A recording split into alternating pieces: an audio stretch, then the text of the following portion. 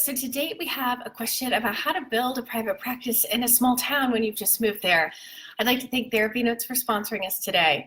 So I have a few questions, and they are, is this a small town where therapy is valued? Is this a small town where there's some money? And is this an insurance-based private practice? Word of mouth is really powerful in all markets, but especially in small towns. That can be hard to break into as an outsider. But if you have one connection that is trusted, that's willing to go to bat for you, then you're kind of in. It can make all the difference. Being an outsider might actually be a really great asset.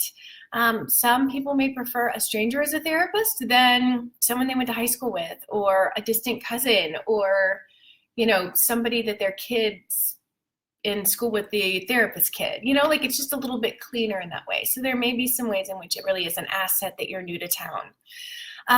Regarding my questions, if it's an area that doesn't value therapy, that's economically depressed, and you want a private pay practice, I'm going to recommend considering an online practice, or at least a hybrid practice where you're doing some online work. There's a really great training in the Abundance Party for that Amber Lyda put on for us, and she is a fantastic resource for online therapy stuff. I'll put her in the resources. If you're wanting to take insurance, find out the primary insurer for like a 50-mile radius. Some small towns have plenty of people who can afford full fee, and they value therapy. So don't assume that just because it's a small town, it's not a place where you can be successful. I've worked with a lot of people in very small towns, like places you've never ever heard of, who are killing it in private practice with full fee practices. So it might help to look at the median income in the area, for instance, to see if your assumption about the area is accurate. Consider the referral sources who will be most grateful that you're there. So primary care physicians, for instance, may really need some help around some mental health issues, hopefully your specific niche. And so it's really great to be able to make some connections with them. It's a service to the community and to this medical practice. Another benefit of small towns is that if search engine optimization, SEO, is one of your chosen marketing strategies, you have a much better shot of being on page 1 of Google than if you're in a bigger city. Similarly, if you're planning to use Google AdWords, you're going to do much better in a small town from a financial standpoint. You're going to pay a lot less in general than if you're in a big city.